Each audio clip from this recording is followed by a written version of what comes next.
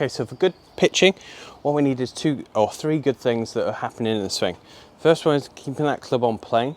Then we've got low point control, which I'll talk about later, and then control with the body and the hands of what's going on. So just a quick overview before we dive in deeper. As you're taking the club back, we want that club on plane. That's caused by a good wrist hinge and good hand depth.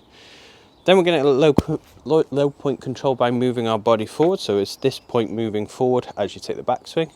And then returning those hands to a vertical position and then matching it up with the belt buckle. So then it will be looking slightly like this. So if we're talking pitching or chipping, low point control comes from 2 things. So we're looking at that turn on the body and also this part of your body here.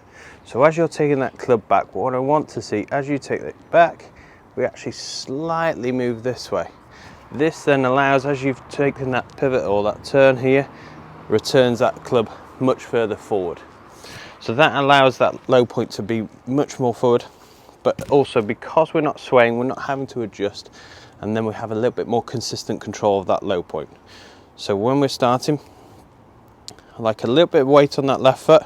The chest is going to be slightly towards the left foot as well, the lead foot, and the ball position is above that right ear. And then from there, as we take that club back, we're moving slightly forward and then through. Same again. Move slightly forward and then through. Okay, so we're going to talk that club plane.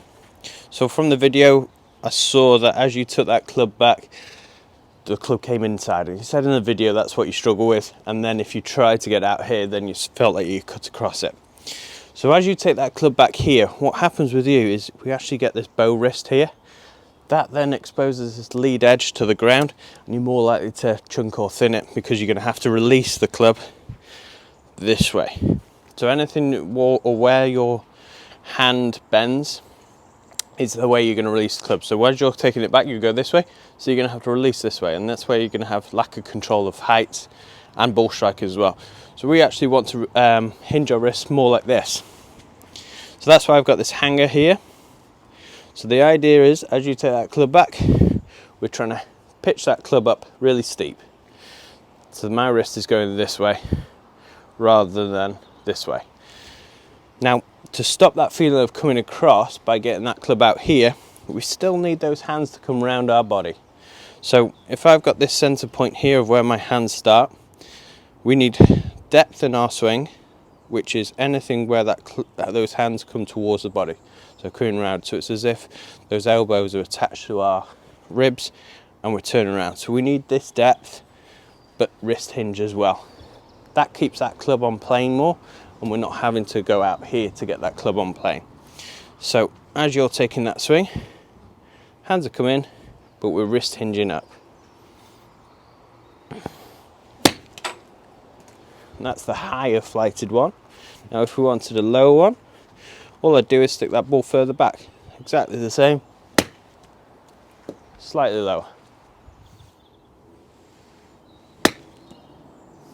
So talking a bit of like club design or what have you, we've got bounce on the bottom of the club.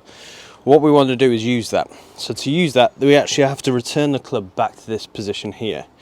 Now if we've got our hands inside, and we've got this bow wrist, we're actually going to expose this leading edge, and it's going to make it a lot harder to strike that ball, or strike it consistently. So as you're coming through, you're ending up having to make compensations to try and use that bounce.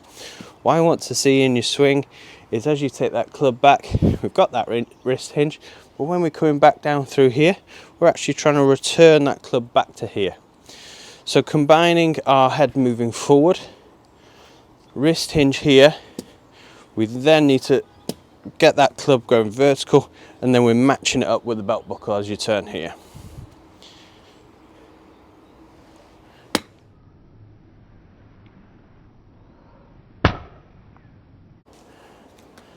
Just like that.